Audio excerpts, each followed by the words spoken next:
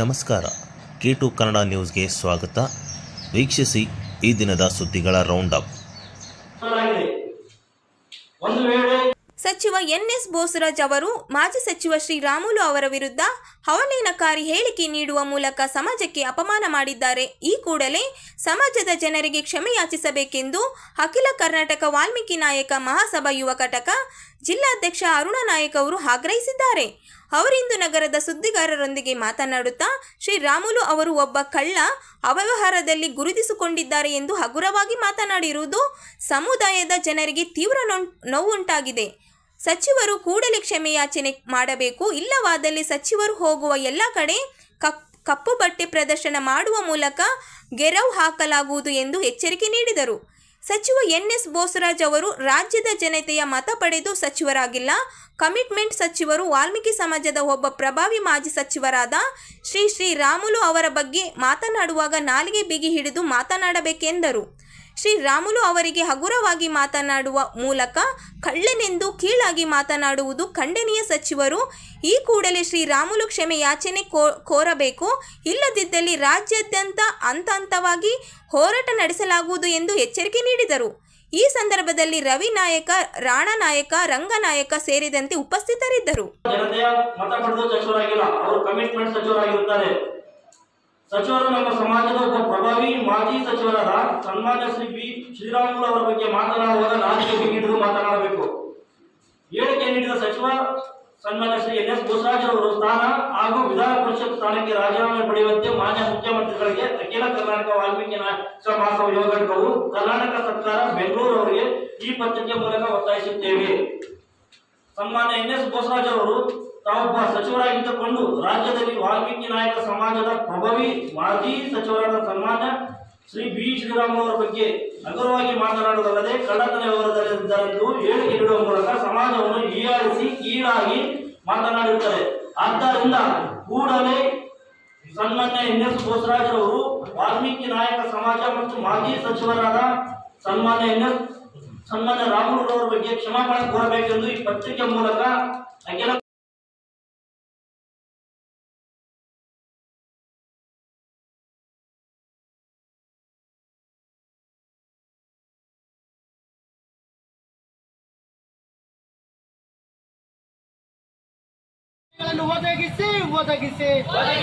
ಸಂಯೋಜನೆ ಹೆಸರಿನಲ್ಲಿ ಕಾಂಗ್ರೆಸ್ ಸರ್ಕಾರ 4200ಕ್ಕೂ ಹೆಚ್ಚು ಸರ್ಕಾರಿ ಶಾಲೆಗಳನ್ನು ಮುಚ್ಚುತ್ತಿರುವುದನ್ನು ಖಂಡಿಸಿ ಇಂದು ಎಐಡಿಎಸ್ಒ ವಿದ್ಯಾರ್ಥಿ ಸಂಘಟನೆಯಿಂದ ಹಳೆ ಜಿಲ್ಲಾಧಿಕಾರಿಗಳ ಕಚೇರಿ ಎದುರುಗಡೆ ಪ್ರತಿಭಟನೆಯನ್ನು ಮಾಡಲಾಯಿತು. ಪ್ರತಿಭಟನೆಯನ್ನು ಉದ್ದೇಶಿಸಿ ಎಐಡಿಎಸ್ಒ ರಾಜ್ಯ ಉಪಾಧ್ಯಕ್ಷರಾದ ಅಭಯ್ ದಿವಾಕರ್ ಅವರು ಮಾತನಾಡಿ, ಇತ್ತೀಚೆಗಷ್ಟೇ ರಾಜ್ಯ ಸರ್ಕಾರವು ಹಬ್ ಅಂಡ್ ಸ್ಟೋಕ್ ಅಡಿಯಲ್ಲಿ ಕಡಿಮೆ ಹಾಜರಾತಿ ಇರುವ ಸರ್ಕಾರಿ ಶಾಲೆಗಳನ್ನು ಇತರ ಶಾಲೆಗಳೊಂದಿಗೆ ಸಂಯೋಜಿಸುವ ನಿರ್ಧಾರ ಪ್ರಕಟಿಸಿದೆ. ಈ ನಿಟ್ಟಿನಲ್ಲಿ ಶಿಕ್ಷಣ ಸುಧಾರಣಾ ಸಮಿತಿಯನ್ನು ಸಹ ರಚಿಸಲಾಗಿದೆ. ಪತ್ರಿಕೆಗಳಲ್ಲಿ ವರದಿಯಾಗಿರುವಂತೆ ರಾಜ್ಯದಲ್ಲಿ 4000ಕ್ಕೂ ಅಧಿಕ ಶಾಲೆಗಳು 10 ಮಕ್ಕಳಿಗಿಂತ ಕಡಿಮೆ ದಾಖಲೆಯನ್ನು ಹೊಂದಿವೆ. ಈ ಶಾಲೆಗಳ ಭವಿಷ್ಯದ ಕುರಿತು ಪಾಲಕರು, ಶಿಕ್ಷಕರು ಹಾಗೂ ವಿದ್ಯಾರ್ಥಿಗಳಲ್ಲಿ ಆತಂಕ ತಲೆದೂರಿದೆ. ಸರ್ಕಾರವು ರಾಜ್ಯದ ಬಡಜನರ ಮಕ್ಕಳ ಶಿಕ್ಷಣದ ಆಶಾಕಿರಣವಾಗಿರುವ ಸರ್ಕಾರಿ ಶಾಲೆಗಳನ್ನು ಬಲಪಡಿಸಬೇಕೆಂದು ಆಗ್ರಹಿಸಿದರು. ನಂತರ ಜಿಲ್ಲಾಧ್ಯಕ್ಷರಾದ ಅಯ್ಯಳಪ್ಪ ಅವರು ಮಾತನಾಡಿ, ಕರ್ನಾಟಕ ರಾಜ್ಯದಲ್ಲಿ 6000ಕ್ಕಿಂತ ಹೆಚ್ಚು ಏಕೋಪಾಧ್ಯಾಯ ಶಾಲೆಗಳಿವೆ. 50,000ಕ್ಕಿಂತ ಹೆಚ್ಚು ಶಿಕ್ಷಕರನ್ನು ನೇಮಕ ಮಾಡಿಕೊಂಡಿಲ್ಲ. ಶಾಲೆಗಳಲ್ಲಿ ಕನಿಷ್ಠ ಮೂಲಭೂತ ಸೌಕರ್ಯಗಳನ್ನು ಒದಗಿಸುವ ಕ್ರಮಗಳನ್ನು ಕೈಗೊಳ್ಳದೆ ಹಾಜರಾತಿ ಕಡಿಮೆ ಇರುವ ಶಾಲೆಗಳನ್ನು ಮುಚ್ಚುವುದು, ನಗಡಿ ಬಂದರೆ ಮೂಗು ಕತ್ತರಿಸಿದಂತೆ ಸರ್ಕಾರವು ತನ್ನ ಈ ಅವೈಜ್ಞಾನಿಕ ಮತ್ತು ಅಪ್ರಜಾತಾಂತ್ರಿಕ ಜನವಿರೋಧಿ ನಿರ್ಧಾರವನ್ನು ಕೈಬಿಡಬೇಕು ಎಂದು ಆಗ್ರಹಿಸಿದರು. ಇವತ್ತೇನು ವಿದ್ಯಾರ್ಥಿಗಳದ್ದು ಪ್ರತಿಭಟನೆ ರಾಜ್ಯದಾದ್ಯಂತ ನಡೀತಾ ಇದೆ. ಬೇರೆ ಬೇರೆ ಎಲ್ಲ ಡಿಸ್ಟ್ರಿಕ್ಗಳಲ್ಲಿ AIDS All India Democratic Student Organisation ಈ ಸಂಘಟನೆ ವತಿಯಿಂದ, ವಿದ್ಯಾರ್ಥಿ ಸಂಘಟನೆ ವತಿಯಿಂದ ನಾವು ಒಂದು ದೊಡ್ಡ ಹೋರಾಟನ ಇಳಿದಿದ್ವಿ. ಏನಂದರೆ ಈಗ ಆಲ್ರೆಡಿ ಏನಂತಂದರೆ 4200 ಸ್ಕೂಲ್ಗಳನ್ನ, ಸರ್ಕಾರಿ ಶಾಲೆಗಳನ್ನ ಮುಚ್ಚೋಕ್ಕೆ ಇದು ಕರ್ನಾಟಕ ಕಾಂಗ್ರೆಸ್ ಗೌರ್ಮೆಂಟ್ ಹೊರಟಿದೆ. ಸ್ನೇಹಿತರೆ, ನಿಮಗೆಲ್ಲ ಗೊತ್ತಿರ್ಬೋದು, ಏನು NEP ಅಂತ ಹೇಳ್ಬಿಟ್ಟು ಕಳೆದ BJP ಸರ್ಕಾರ, ರಾಜ್ಯ BJP ಸರ್ಕಾರ ನ್ಯೂ ಎಜುಕೇಷನ್ ಪಾಲಿಸಿ 2020 ಅಂತ ಹೇಳ್ಬಿಟ್ಟು 13,800 ಸ್ಕೂಲ್ಗಳನ್ನ ಏನು ಮುಚ್ಚಕ್ಕೆ ಹೊರಟಿದ್ರು. ಏನಿಂದ ನೇಮ್ ಆಫ್ ಮರ್ಜಿಂಗ್ ಅಂದರೆ 2 ಸ್ಕೂಲ್ಗಳು ಇರೋದನ್ನ 1 ಸ್ಕೂಲ್ಗಳು ಸಂಖ್ಯೆಗಳು ಕಡಿಮೆ ಇದೆ ಅಂತ ಹೇಳ್ಬಿಟ್ಟು ಮುಚ್ಚಕೊಟ್ಟಿದ್ರು. ಅಲ್ಲಿ ನಾವು AIDS ವಿದ್ಯಾರ್ಥಿ ಸಂಘಟನೆಯಿಂದ 40 ಲಕ್ಷ ಸಹಿಗಳ ಸಂಗ್ರಹ ಮಾಡಿಬಿಟ್ಟು ಹೋರಾಟ ಮಾಡಿ ಅದು ವಾಪಸ್ ಹೋಯಿತು. ಇವತ್ತು ಮತ್ತೆ ರಾಜ್ಯ ಸರ್ಕಾರ NEP ವಿರೋಧಿಸ್ತೀವಿ ಅಂತ ಹೇಳಿಬಿಟ್ಟು ಈಗ ಇವರು ಅಧಿಕಾರಕ್ಕೆ ಬಂದು ಇವರು ಕೂಡ ಏನು ಮಾಡ್ತಾಯಿದ್ದಾರೆ, ಕರ್ನಾಟಕ ಕಾಂಗ್ರೆಸ್ ಸರ್ಕಾರ ಈಗ 4,000 ಹೆಸರಲ್ಲಿ ಬೇರೆ ಬೇರೆ ಹೆಸರಲ್ಲಿ ಮರ್ಜಿಂಗ್ ಆಫ್ ಸ್ಕೂಲ್ಗಳನ್ನ ಮಾಡ್ತಾ ಇದ್ದಾರೆ. ಯಾವ ಸ್ಕೂಲ್ಗಳಲ್ಲಿ ಸಂಖ್ಯೆ ಕಡಿಮೆ ಇದೆ 10ಕ್ಕಿಂತ ಕಡಿಮೆ ಇದೆ ಆ ಸ್ಕೂಲ್ಗಳನ್ನ ಒಂದು ಕಡೆ ಮರ್ಜ್ ಮಾಡಕ್ಕೆ ಕೊಟ್ಟಿದ್ದಾರೆ. ಅದನ್ನು ನಾವು ಅಪೋಸ್ ಮಾಡ್ತಾ ಇದ್ವಿ. ಇವತ್ತು ಸ್ಕೂಲ್ಗಳಲ್ಲಿ ಮಕ್ಕಳು ಬರ್ತಾ ಇಲ್ಲ ಅಂದರೆ ಅದಕ್ಕೆ ನೇರ ಹೊಣೆ ಗೌರ್ಮೆಂಟ್ ಸರ್ಕಾರ, ಅದಕ್ಕೆ ನೇರ ಹೊಣೆ. ಅದನ್ನೇನೋ ಅಲ್ಲಿ ಕಡಿಮೆ ಬಂದಿದ್ದ ವಿದ್ಯಾರ್ಥಿಗಳು ಅಲ್ಲಿ ಟೀಚರ್ ಫೆಸಿಲಿಟೀಸ್ ಕೊಡಬೇಕು, ಶೌಚಾಲಯ ಕೊಡಬೇಕು, ಅಲ್ಲೆಲ್ಲ ಇನ್ಫ್ರಾಸ್ಟ್ರಕ್ಚರ್ಸ್ ಕೊಟ್ಬಿಟ್ಟು ಮಕ್ಕಳನ್ನ ಬರೋ ಥರ ಮಾಡಬೇಕು ಹೊರತು ಇರೋ ಸ್ಕೂಲ್ಗಳನ್ನ ಮುಚ್ಚಬಾರ್ದು. ಇದು ನಮ್ಮ AIDS ಡಿಮ್ಯಾಂಡು, ಇದು ರಾಜ್ಯದ ಜನತೆಯ ಡಿಮ್ಯಾಂಡು. ಇವತ್ತು ಗೌರ್ಮೆಂಟ್ ಸ್ಕೂಲು ಕಾಲೇಜ್ಗಳು ಇವತ್ತು ಮುಚ್ಚಿದರೆ ಇವತ್ತೇನು ರೈತರ ಮಕ್ಕಳು ಕಾರ್ಮಿಕರ ಮಕ್ಕಳು ಓದೋಕ್ಕಾಗಲ್ಲ. ಈ ದೇಶ ಕಟ್ಟಂಥ ಬಡವರು ರೈತರು ಕಾರ್ಮಿಕರು ಅವ್ರದ್ದು ಈ ದೇಶ ಇದು. ಅಂಥವ್ರ ಮಕ್ಕಳು ಇವತ್ತು ಓದಬೇಕಂದ್ರೆ ಗೌರ್ಮೆಂಟ್ ಶಾಲಾ ಕಾಲೇಜುಗಳು ಉಳಿಬೇಕು. ಅದಕ್ಕೋಸ್ಕರ ನಾವು ಹೋರಾಟ ಮಾಡ್ತಾ ಇದ್ದೀವಿ. ಈ ಹೋರಾಟ ನಮ್ಮದು ಕಂಟಿನ್ಯೂ ಆಗಿರುತ್ತೆ. ಆ ಒಂದು ರೀಸೆಂಟಾಗಿ ಒಂದು ಪಾಲಿಸಿ ಮಾಡ್ತಾ ಇದ್ದಾರೆ, ಕಡಿಮೆ ಸಂಖ್ಯೆಯಲ್ಲಿರೋದನ್ನ ಸ್ಕೂಲ್ಗಳನ್ನ ಮರ್ಜ್ ಮಾಡೋದು. ಅದನ್ನು ನಾವು ಒಪ್ಪಲ್ಲ, ಅದು ವಾಪಸ್ ತಗೋಬೇಕಂತ ಹೇಳ್ಬಿಟ್ಟು ನಾವು ರಾಜ್ಯ ಸರ್ಕಾರಕ್ಕೆ ನಾವು ಏನು ಆಗ್ರಹ ಮಾಡ್ತಾ ಇದ್ದೀವಿ.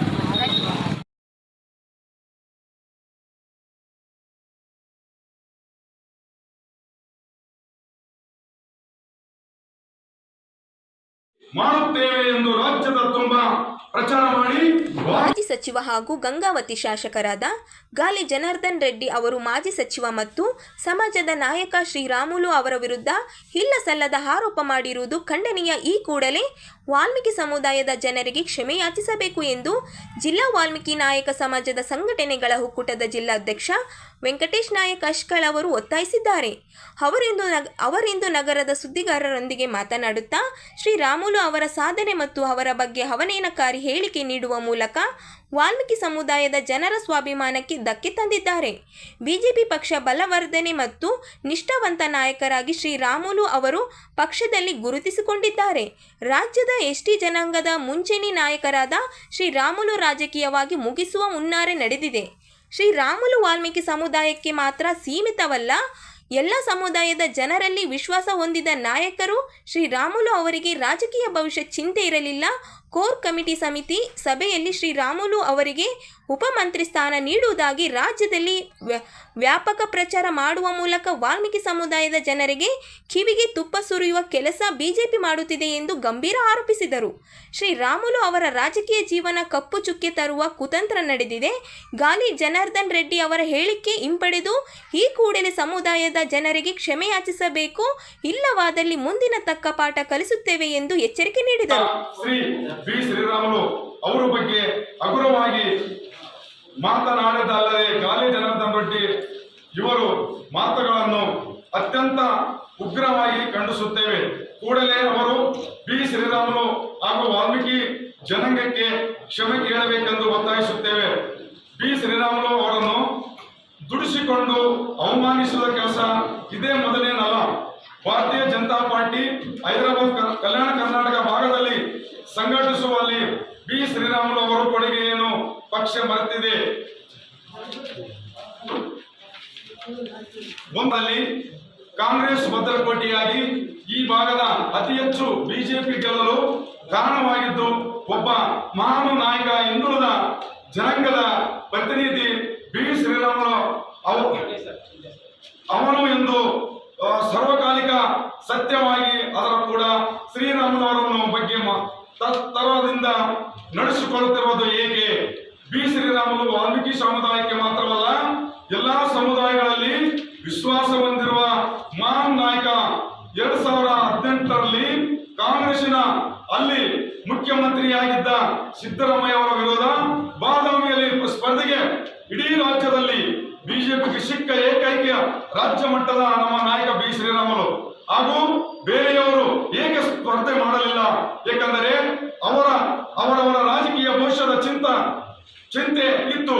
ಆದರೆ ಶ್ರೀರಾಮುಲು ತಮ್ಮ ರಾಜಕೀಯ ಭವಿಷ್ಯದ ಚಿಂತನೆಯನ್ನು ಮಾಡಲಿಲ್ಲ. ಬದಲಿಗೆ ಭಾರತೀಯ ಜನತಾ ಪಾರ್ಟಿ ಭವಿಷ್ಯ ಹಾಗೂ ರಾಜ್ಯದ ಹಿತದೃಷ್ಟಿ ದೃಷ್ಟಿಯಿಂದ ತಮ್ಮ ರಾಜಕೀಯ ಬದುಕನ್ನು ಲೆಕ್ಕಿಸದೆ ಚುನಾವಣೆ ಧುಮುಕಿದರು. ಭೇಟಿ ನೀಡಿದಂಥ ಸಂದರ್ಭದಲ್ಲಿ ಇನ್ನು ಅಲ್ಲಿನ ಮಾಧ್ಯಮ ಮಿತ್ರರೆಲ್ಲ ಹೋಗಿ ಈ ತರ ಒಬ್ಬ ಶ್ರೀರಾಮ ಸಾಹೇಬರು ವಿಚಾರ ಮಾಡಿದಾಗ ತಾವು ಒಬ್ಬ ಹಿರಿಯರಾಗಿ ಬಹಳ ಸೌಜನ್ಯದಿಂದ ಉತ್ತರ ನೀಡಬೇಕಾಗಿತ್ತೆಂಬುದು, ಇಲ್ಲ ನಮ್ಮ ಸಂಬಂಧಪಟ್ಟ ಮೇಲ್ನವರಿಗೆ ಗೊತ್ತಿರ್ಬೋದು ಅಂತ ಹೇಳ್ಬಿಟ್ಟು ತಾವು ಒಂದು ಹೇಳಿಕೆ ನೀಡಬಹುದಾಗಿತ್ತು ಅಂತೇಳಿ ನಮ್ಮ ಅಭಿಪ್ರಾಯ. ಆದ್ರೂ ಕೂಡ ತಾವು ಏಕಾಏಕಿಯಾಗಿ ಇಡೀ ನಾನು ಅದೇ ಭಾಗದವನು, ಇವರೊಬ್ಬ ಕಳ್ಳರು, ಇವ್ರ ಬಗ್ಗೆ ನಮ್ಗೆ ಗೊತ್ತಿದೆ ಅಂತ ಆಮೇಲೆ ಹೇಳ್ತಕ್ಕಂಥ ಕೆಲಸಗಳನ್ನು ನೀಡಿ ಏನು ಶ್ರೀರಾಮುಲಿಗೆ ಅಷ್ಟೇ ಅಲ್ಲ, ನಾನು ಕೇಳಿದಿಷ್ಟೇ ಸನ್ಮಾನ್ಯ ಶ್ರೀ ಬೋಸರಾಜ್ ಸಾಹೇಬರಿಗೆ ಅವರು ಕಳ್ತನ ಮಾಡಿದ್ದು ಎಲ್ಲೆಲ್ಲ ನೋಡಿದೀರ, ಯಾವ ಸಂದರ್ಭದಲ್ಲಿ ಅವರು ಕಳ್ತನ ಮಾಡೋದು ನೋಡಿದಿರ ಒಂದು ಮಾತು. ಆಮೇಲೆ ಇನ್ನೊಬ್ಬ ಮಾತು, ಏಕಾಏಕ ನೀವೇ ದೊಡ್ಡ ಲೀಡರ್ ಅಂತ ಕೇಳ್ತಾರ. ನಾನಿವತ್ತು ಮಹಾಸಭಾ ವಾಲ್ಮೀಕಿ ಮಹಾಸಭಾ ನಮ್ಮ ಜಿಲ್ಲಾ ನಾಯಕ ವಾಲ್ಮೀಕಿ ಒಕ್ಕೂಟ ಸಮಿತಿ ನಾನು ಕೇಳ್ತಿದ್ರಿ, ನೀವೇನು ದೊಡ್ಡ ಲೀಡರ್ ಅಂತ ನಾನು ನೇರವಾಗಿ ನಿಮ್ಗೆ ಕೇಳ್ತಾ ಇದ್ದೀನಿ. ನೀವು ಲೀಡರ್ ಆಗಿದ್ದು ಇವತ್ತು ಏನನ್ನು ಮಾಡ್ತಾ ಇದ್ರಿ, ಇವತ್ತು ಮಿನಿಸ್ಟರ್ ಆಗಿದ್ದೀರಿ, ಇವತ್ತು ಸಚಿವರಾಗಿದ್ದೀರಪ್ಪ ಅಂದ್ರೆ ನಮ್ಮ ಸಮಾಜದ ಆಶೀರ್ವಾದದಿಂದ, ನಮ್ಮ ಸಮಾಜ MLA ಆಶೀರ್ವಾದಗಳಿಂದ. ನೇರವಾಗಿ ಬೋಸರಾಜ್ ಸಾಹೇಬ್ರೆ, ನೀವು ಆಡಿದಂತ ಮಾತು ವಾಪಸ್ ತೆಗೆಯಬೇಕಾದಷ್ಟು ಬೇಗ. ಒಬ್ಬ ಸಮಾಜದ ಪ್ರಬಲ ಕರ್ನಾಟಕ ವಾಲ್ಮೀಕಿ ಸಮಾಜದ ಪ್ರಬಲ ನಾಯಕರಿಗೆ ಇವ್ರೇನು ದೊಡ್ಡ ಲೀಡರ್ ಅಂತ ಕೇಳಿದ್ರೆ ನಿಮ್ಮ ಹತ್ರ ಅವ್ರು ಕೈ ಕಟ್ಟಿಕೊಂಡು ಬಂದಿದ್ದೀರಾ? ಸರ್ ನಿಮ್ ಕಾಂಗ್ರೆಸ್ ಪಕ್ಷದಲ್ಲ ಬರ್ತಾನೆ ಅಂತ ಹೇಳ್ಬಿಟ್ಟು ನೀವೇವರೇ ನಮ್ಮ ಕಾಂಗ್ರೆಸ್ ಪಕ್ಷದಲ್ಲಿ ಕರ್ಕೊಂಬಕ್ಕೆ ನೀವು ಫಸ್ಟ್ ನಿಮ್ದು ನೀವು ನೋಡ್ಕೋರಿ. ಅವ್ರನ್ನ ಯಾರು ಕೇಳ್ಬೇಕು, ಯಾರಿಗೆ ಭೇಟಿ ಆಗ್ಬೇಕು, ಸಂದರ್ಭ ಬಂದಾಗ ಅವ್ರು ತೋರಿಸ ಅವ್ರು ಕೆಪಾಸಿಟಿ ಅಂತ ಹೇಳಿ. ಒಬ್ಬ ಬೇರೆ ಜಿಲ್ಲೆಯಲ್ಲಿ ಹೋಗಿ ನಮ್ಮ ಕಲ್ಯಾಣ ಕರ್ನಾಟಕ ಭಾಗದ ಪ್ರಬಲ ಲೀಡರ್ನನ್ನ ಮರ್ಯಾದ ಕೆಲವೊಂದು ಕೆಲಸ ಮಾಡಿದಿರಿ, ಕಳ್ಳ ಅಂತೇಳಿ ಅಪವಾದ ನೀಡಿದ್ದೀರಿ. ನೀವೇನಂತ ನಮ್ಗೆ ಗೊತ್ತಿಲ್ಲ. ಸುಮಾರು 40 ವರ್ಷದಿಂದ ನೀವು ರಾಜಕೀಯ ಮಾಡ್ತಿದ್ದೀರಿ, ಮಾನವ ಜನತೆ ಹೇಳ್ಕೊಂಡು ಮಾನವಲ್ಲಿ ಅಭಿವೃದ್ಧಿ ಕೆಲಸಗಳಾದ್ರೆ ಏನು ಮಾನವಲ್ಲಿ ನೀವು ಕಿತ್ತಾಕಿದ್ದೀರಿ. ಇವತ್ತು ಮಿನಿಸ್ಟರ್ ಆಗಿದ್ದೀರಿ ನೀವು ನಮ್ಮ ಆಶೀರ್ವಾದದಿಂದ. ಏನು ಮಾನವಲ್ಲಿ ಅಭಿವೃದ್ಧಿಯನ್ನು ತೋರಿಸಿ ನೋಡೋಣ. ಸರಿಯಾಗಿ ಒಂದು ವಾಲ್ಮೀಕಿ ಭವನಗಳಿಲ್ಲ, SC/ST ಮಕ್ಕಳಿಗೆ ಹಾಸ್ಟೆಲ್ಗಳಿಲ್ಲ, ಸ್ಕಾಲರ್ಶಿಪ್ಗಳಿಲ್ಲ, ನಮ್ಮ ಮಾನವಲ್ಲಿ ಒಳ್ಳೆ ಕಾಲೇಜುಗಳಿಲ್ಲ, ಹೈಟೆಕ್ ಕಾಲೇಜುಗಳಿಲ್ಲ, ಇಂಜಿನಿಯರ್ ಕಾಲೇಜುಗಳಿಲ್ಲ. ಒಳ್ಳೆ ಕಲ್ಯಾಣ ಕರ್ನಾಟಕ ಭಾಗದಲ್ಲಿ ಇವತ್ತು ನಮ್ಮ ರಾಯಚೂರು ಜಿಲ್ಲಾದಲ್ಲಿ ಬರ್ತಕ್ಕಂಥ 7 ತಾಲೂಕುಗಳಲ್ಲಿ ಒಳ್ಳೆ ಶಿಕ್ಷಕರಿಲ್ಲ. ಮಕ್ಕಳು ಇವತ್ತು ಗೆಸ್ಟ್ ಟೀಚರ್ ಇವತ್ತು ಶಿಕ್ಷಣ ಪಡೆದಿದ್ದಾರೆ.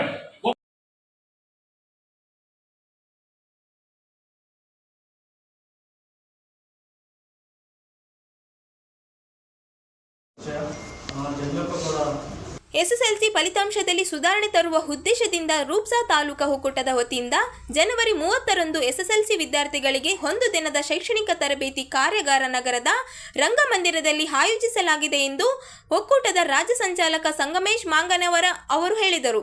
ಅವರಿಂದು ನಗರದ ಸುದ್ದಿಗಾರರೊಂದಿಗೆ ಮಾತನಾಡುತ್ತಾ ಜಿಲ್ಲಾಧಿಕಾರಿ ನಿತೀಶ್ ಕೆ ಹಾಗೂ CO ರಾಹುಲ್ ತುಮಕರಂ ಪಾಂಡೆವೆ ಅವರು ಕಾರ್ಯಕ್ರಮ ಉದ್ಘಾಟಿಸಲಿದ್ದಾರೆ ಎಂದರು. ಈ ಕಾರ್ಯಕ್ರಮದ ಅಧ್ಯಕ್ಷತೆಯನ್ನು ರೂಪ್ಸಾ ತಾಲೂಕಾ ಒಕ್ಕೂಟದ ಅಧ್ಯಕ್ಷರಾದ ಜಂಗ್ಲಪ್ಪ ಗೌಡ ವಹಿಸಲಿದ್ದಾರೆ. SSLC ಫಲಿತಾಂಶದಲ್ಲಿ ಸುಧಾರಣೆ ತರುವ ಉದ್ದೇಶದಿಂದ ಈ ಕಾರ್ಯಾಗಾರ ಆಯೋಜಿಸಲಾಗಿದೆ. ಈ ಉದ್ದೇಶದ ಶೈಕ್ಷಣಿಕ ತರಬೇತಿ ಕಾರ್ಯಾಗಾರದಲ್ಲಿ ಅನುದಾನಿತ ಮತ್ತು ಅನುದಾನ ರಹಿತ 1,000 ಅಧಿಕಕ್ಕೂ ವಿದ್ಯಾರ್ಥಿಗಳು ಭಾಗವಹಿಸಲಿದ್ದಾರೆ. 134 ಶಾಲೆಗಳಿಗೆ ಕಾರ್ಯಾಗಾರದಲ್ಲಿ ಪಾಲ್ಗೊಳ್ಳುವಂತೆ ಅನ್ವಯ ನೀಡಲಾಗಿದೆ ಎಂದರು. ವಿದ್ಯಾರ್ಥಿಗಳಿಗೆ ಮಾರ್ಗದರ್ಶನ ನೀಡಲಿದ್ದಾರೆ. ಈ ಕಾರ್ಯಾಗಾರದಲ್ಲಿ ಸುಮಾರು ಸರ್ಕಾರಿ ಅನುದಾನಿತ ಮತ್ತು ಅನುದಾನ ರಹಿತ ಶಾಲೆಯ 1000ಕ್ಕಿಂತ ಹೆಚ್ಚು ವಿದ್ಯಾರ್ಥಿಗಳು ಈ ಕಾರ್ಯಾಗಾರದಲ್ಲಿ ಭಾಗವಹಿಸಲಿದ್ದು ಆ ಎಲ್ಲ ಕಾರ್ಯಾಗಾರದ ಸದುಪಯೋಗವನ್ನು ಪಡೆದುಕೊಳ್ಬೇಕು ಅಂತಕ್ಕಂಥ ಉದ್ದೇಶದಿಂದ ನಾವು ಇಂದು ಪತ್ರಿಕಾಗೋಷ್ಠಿಯನ್ನು ಕರೆದಿದ್ದು ಬರ್ತಕ್ಕಂಥ ಎಲ್ಲ ವಿದ್ಯಾರ್ಥಿಗಳಿಗೆ ಒಕ್ಕೂಟದ ವ್ಯವಸ್ಥೆಯಿಂದ, ತಾಲೂಕಾ ಒಕ್ಕೂಟದಿಂದ ಮಧ್ಯಾಹ್ನದ ಊಟದ ವ್ಯವಸ್ಥೆ ಹಾಗೂ ಅವರಿಗೆ ಲೇಖನ ಸಾಮಗ್ರಿಗಳನ್ನು ಕೊಡ್ತಕ್ಕಂಥ ವ್ಯವಸ್ಥೆಯನ್ನು ಕಲ್ಪಿಸಲಾಗಿದೆ. ಇದರ ಸದುಪಯೋಗವನ್ನು ಎಲ್ಲ ಸರ್ಕಾರಿ ಅನುದಾನಿತ ಮತ್ತು ಅನುದಾನ ರಹಿತ ಶಾಲೆಯ ಎಲ್ಲ ಮಕ್ಕಳು ಪಡೆದುಕೊಳ್ಬೇಕು ಅಂತಕ್ಕಂಥ ಹಿನ್ನೆಲೆಯಿಂದ ನಮ್ಮ ಈ ಒಂದು ತಾಲೂಕಾ ಒಕ್ಕೂಟದಿಂದ ನಾವು ಆಗ್ರಹ ಮಾಡ್ತೇವೆ ಅಥವಾ ಮನವಿ ಮಾಡ್ತಾ ಇದ್ದೇವೆ. ಎಲ್ಲರೂ ಕಾರ್ಯಾಗಾರಕ್ಕೆ ಬನ್ನಿ. ಆ ಕಾರ್ಯಾಗಾರ ಬೆಳಗ್ಗೆ 10 ಗಂಟೆಯಿಂದ ಸಾಯಂಕಾಲ 5 ಗಂಟೆವರೆಗೆ ನಡೀತದೆ. ಒಳ್ಳೆ ರಾಜ್ಯದ ನುರಿತ ಸಂಪನ್ಮೂಲ ವ್ಯಕ್ತಿಗಳು ತರಬೇತಿ ನೀಡಲಿದ್ದಾರೆ.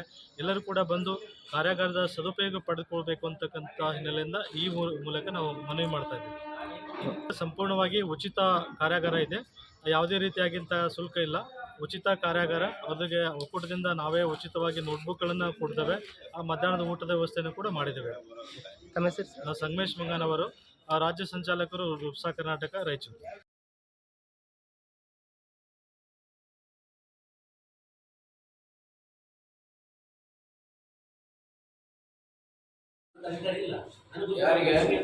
ಬಲಗೈ ಗುಂಪಿಗೆ ಸೇರಬೇಕಿದ್ದ ಛಲುವಾದಿ ಸಂಬಂಧಿತ ಜಾತಿಗಳನ್ನು ಗುಂಪು ಡಿ ಇಂದ ಮರಳಿ B2 ಗುಂಪಿನಲ್ಲಿ ಸೇರ್ಪಡೆಗೆ ಒಳ ಮೀಸಲಾತಿ ವರ್ಗೀಕರಣ ಏಕಸದಸ್ಯ ಪೀಠದ ಮುಖ್ಯಸ್ಥರಾದ ನ್ಯಾಯ ನಾಗಮೋಹನ್ ದಾಸ್ ಸಕಾರಾತ್ಮಕವಾಗಿ ಸ್ಪಂದಿಸಿದ್ದಾರೆ ಎಂದು ಬಲಗೈ ಸಂಬಂಧಿತ ಜಾತಿಗಳ ಜಿಲ್ಲಾ ಸಂಚಾಲಕ ರವೀಂದ್ರನಾಥ್ ಪಟ್ಟಿ ಅವರು ಹೇಳಿದರು. ಅವರಿಂದು ನಗರದ ಸುದ್ದಿಗಾರರೊಂದಿಗೆ ಮಾತನಾಡುತ್ತಾ ಜಿಲ್ಲೆಯ ಮಾಲಬೇಗರ ಬ್ಯಾಗರ ಒಳ ಮೀಸಲಾತಿ ಸಂರಕ್ಷಣಾ ಸಮಿತಿ ನೇತೃತ್ವದಲ್ಲಿ ದಿನಾಂಕ 23ರಂದು ನ್ಯಾಯ ನಾಗಮೋಹನ್ ದಾಸ್ ಅವರ ಕಚೇರಿ ಪೂರ್ವ ನಿಗದಿತ ಸಮಯದಲ್ಲಿ ಭೇಟಿಯಾಗಿ ಛಲುವಾದಿ ಸಂಬಂಧಿತ ಸಮಾನಾಂತರ ಜಾತಿಗಳಾದ ಬ್ಯಾಗರ ಬೇಗರ ಮಾಲ ಜಾತಿಗಳನ್ನು ಈ ಹಿಂದೆ B ಗುಂಪು ಸದಾಶಿವ ವರದಿಯಲ್ಲಿ B ಗುಂಪಿನಲ್ಲಿ ಸೇರಿಸಲಾಗಿತ್ತು. ಇಂದಿನ ಬಿಜೆಪಿ ಸರ್ಕಾರ ಮಧುಸ್ವಾಮಿ ಅವರ ನೇತೃತ್ವದ ಸಮಿತಿ ಈ ಜಾತಿಗಳನ್ನು ಗುಂಪು B2ನಿಂದ ಸೇರ್ಪಡಿಸಿ ಅಲೆಮಾರಿ D4 ಗುಂಪಿಗೆ ಸೇರಿಸಿದ್ದು ಸರಿಯಲ್ಲ ಎಂದು ಹೇಳಿದರು. ಹಾಗಾಗಿ ಈ ತರದೊಂದು ವಾತಾವರಣ ನೋಡಿದಾಗ ಮತ್ತಲ್ಲಿ ನ್ಯಾಯಮೂರ್ತಿ ನಾಗಮೋಹನ್ ದಾಸ್ ಅವರ ಕಚೇರಿ ಇದೆಯಲ್ಲ, ಕಚೇರಿ ಸಿಬ್ಬಂದಿ ಸಹ ಅಷ್ಟೇ ಏನು ಸ್ಫೂರ್ತಿದಾಯಕ ಇದ್ದಾರೆ. ಅವ್ರಿಗೆ ಪ್ರತಿಯೊಂದು ಸಮುದಾಯಕ್ಕೂ ಟೈಮ್ಲಿ ಇದು ಮಾಡಿ ಅವ್ರ ಜೊತೆ ಸಭೆ ಮಾಡಿ ಒಂದು ಸಭೆಯಿಂದ ಇನ್ನೊಂದು ಸಭೆಗೆ 1 ತಾಸಿನ ಅಂತರವನ್ನು ಇಟ್ಕೊಂಡು ಬಹಳ ವ್ಯವಸ್ಥಿತವಾಗಿ ಮಾಡ್ತಾರೆ. ಎಲ್ಲರನ್ನೂ ಸಹ ಬಹಳ ಆತ್ಮೀಯವಾಗಿ ಅವರು ಸ್ವಾಗತ ಮಾಡಿ ಈ ಅವಕಾಶಗಳನ್ನು ಕೊಡ್ತಾರೆ. ಖಂಡಿತ ಈ ನ್ಯಾಯಮೂರ್ತಿಯವರ ಒಂದು ಏನು ಕಾರ್ಯವೈಖರಿ ಇದೆಯಲ್ಲ ಅದು ಬಹಳ ಎಲ್ಲ ಸಮುದಾಯಗಳಿಗೆ ಒಂದು ಏನು ಭರವಸೆಯನ್ನು ಮೂಡಿಸಿದೆ. ಸಾಮಾಜಿಕ ನ್ಯಾಯ ಸಿಕ್ಕಿದನಂತ ವಿಶ್ವಾಸ ಮೂಡಿಸಿದೆ. ಹಾಗಾಗಿ ನಮ್ಮ ಈ ಸಮಿತಿಯಿಂದ ನ್ಯಾಯಮೂರ್ತಿಯವರಿಗೂ ಮತ್ತು ನ್ಯಾಯಮೂರ್ತಿ ಸಿಬ್ಬಂದಿ ಯಾರಿದ್ದಾರ ಅವರೆಲ್ಲರಿಗೂ ಅಭಿನಂದನೆಗಳನ್ನ ಸಲ್ಲಿಸ್ತಕ್ಕಂಥ ನಾವು ಅಲ್ಲಿ ಹೇಳಿದ್ವಿ. ತಮ್ಮ ಮೂಲಕ ಸಹ ಅಭಿನಂದನೆಗಳನ್ನು ಸಲ್ಲಿಸಲಿಕ್ಕೆ ಇಷ್ಟಪಡ್ತೀವಿ.